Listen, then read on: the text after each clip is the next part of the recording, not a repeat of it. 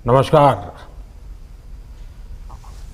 कार्यक्रम में भाग ले रहे कैबिनेट में मेरे सहयोगी अनुराग ठाकुर, सभी राज्यों के यूथ अफेयर्स एवं स्पोर्ट्स मिनिस्टर्स, अन्य महानुभाव,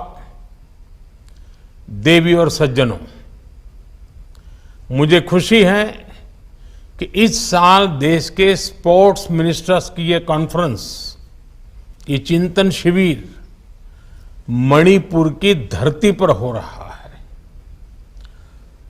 नॉर्थ ईस्ट से निकलकर कितने ही खिलाड़ियों ने तिरंगे की शान बढ़ाई है, देश के लिए मेडल जीते हैं। देश की खेल परंपरा को आगे बढ़ाने में पूर्वोत्तर और मणिपुर का महत्वपूर्ण योगदान रहा है। यहां के सगोल कांगजेई, थांगता, यूबी लाकपी, मुकना और हियांग तानवा जैसे स्वदेशी खेल अपने आप में बहुत आकर्षक है। जैसे जब हम मणिपुर के ऊलावबी को देखते हैं तो हमें उसमें कबड्डी की झलक दिखती है। यहां का हियांग तानवा केरला की बोट रेस की याद दिलाता है और पोलो से भी मणिपुर का ऐतिहासिक जुड़ाव रहा है। यानी जिस तरह नॉर्थ ईस्ट देश की सांस्कृतिक विविधता में नए रंग भरता है, उसी तरह देश की खेल विविधता को भी नए आयाम देता है। मुझे उम्मीद है देश भर से आए स्पोर्ट्स मिनिस्टर्स मणिपुर से बहुत कुछ सीख करके जाएंगे और मुझे विश्वास है मणिपुर के लोगों का स्नेह, उनका आतिथ्य भाव आपके प्रवास को और आनंदमयी बना देगा।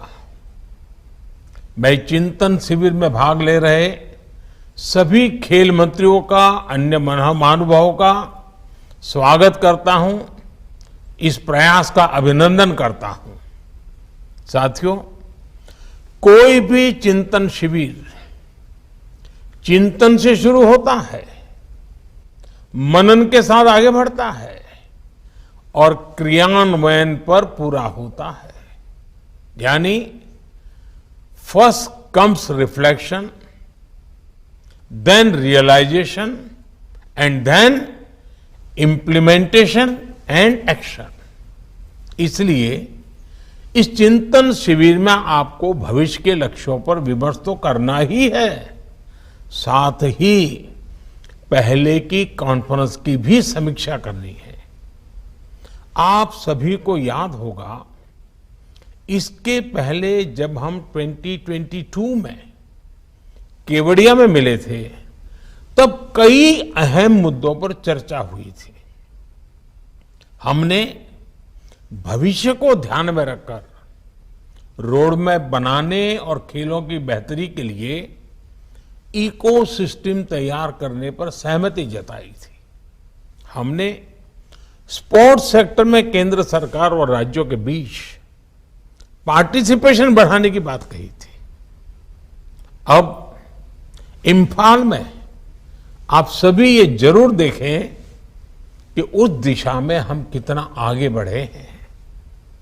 और मैं आपको ये भी कहूंगा कि ये समीक्षा पॉलिसी और प्रोग्राम्स के लेवल पर ही नहीं होनी चाहिए, बल्कि ये समीक्षा इंफ्रास्ट्रक्चर डेवलपमेंट पर भी होनी चाहिए और बीते एक वर्ष की खेल उपलब्धियों पर भी होनी चाहिए।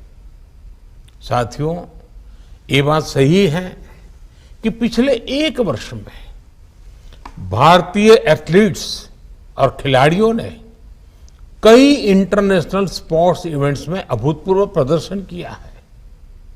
हमें इन उपलब्धियों को सेलिब्रेट करने के लिए साथ ही ये भी सोचना है कि हम अपने खिलाड़ियों की ओर ज्यादा से ज्यादा मदद कैसे कर सकते हैं। आने वाले समय में squash world cup, hockey Asian champions trophy, Asian youth and junior weight lifting championship, ऐसे आयोजनों में आपके मंत्रालय और आपके विभागों की तैयारियों की परीक्षा होनी है। ठीक है, खिलाड़ी अपनी तैयारी कर रहे हैं, लेकिन अब स्पोर्ट्स टूर्नामेंट्स को लेकर हमारे मंत्रालयों को भी अलग अप्रोच से काम करना होगा। जैसे फुटबॉल और हॉकी जैसे खेलों में मैन टू मैन मार्किंग होती है, वैसे ही आप सभी को मैच टू मैच मार्किंग करनी होगी। हर टूर्नामेंट के लिए अलग रणनीति बनानी होती है। आपको हर टूर्नामेंट के हिसाब से स्पोर्ट्स इंफ्रास्ट्रक्चर, स्पोर्ट्स ट्रेनिंग, उस पर ज्यादा से ज्यादा फोकस करना पड़ेगा। आपको शॉर्ट टर्म, मीडियम टर्म और लॉन्ग टर्म गोल्स भी तय करने होंगे। साथियों, खेलों की एक विशेषता और होती है। अकेले कोई खिलाड़ी लगातार प्रैक्टिस करके फिटनेस तो प्राप्त कर सकता है, लेकिन बेहतरीन प्रदर्शन के लिए उसका लगातार खेलना भी जरूरी है। इसलिए स्थानीय स्तर पर ज्यादा से ज्यादा कंपटीशन हो, स्पोर्ट्स टूर्नामेंट्स लगातार चलते रहने चाहिए। ये बहुत आवश्यक होता है। इससे खिलाड़ियों को भी बहुत कुछ सीखने को मिलेगा। खेल मंत्री के तौर पर आपको ये सुनिश्चित करना होगा कि किसी भी खेल प्रतिभा की अनदेखी न हो। साथियों, अपने देश के हर प्रतिभाशाली खिलाड़ी को क्वालिटी स्पोर्ट्स इंफ्रास्ट्रक्चर देना हम सभी का दायित्व है।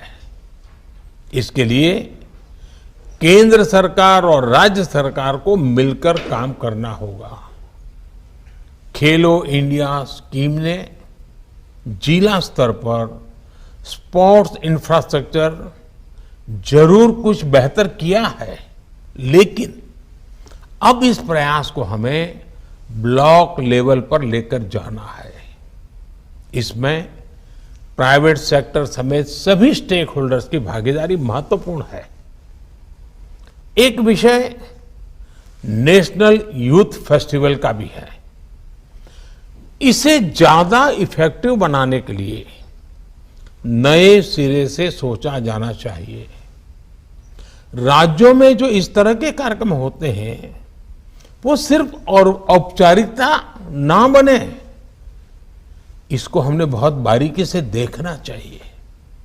जब चौतरफा इस तरह के प्रयास होंगे, तभी भारत एक लीडिंग स्पोर्ट्स कंट्री के तौर पर स्थापित हो जाएगा। साथियों, स्पोर्ट्स को लेकर आज नॉर्थ ईस्ट में जो काम हो रहा है, वो भी आपके लिए एक बड़ी प्रेरणा है। स्पोर्ट्स इंफ्रास्ट्रक्चर से जुड़ी 400 करोड़ से ज्यादा की परियोजनाएं आज पूर्वोत्तर के विकास को नई दिशा दे रही है। इम्फाल की नेशनल स्पोर्ट्स यूनिवर्सिटी आने वाले समय में देश भर के युवाओं को नए अवसर देगी। खेलो इंडिया स्कीम और टॉप्स जैसे प्रयासों ने इसमें एक बड़ी भूमिका निभाई है।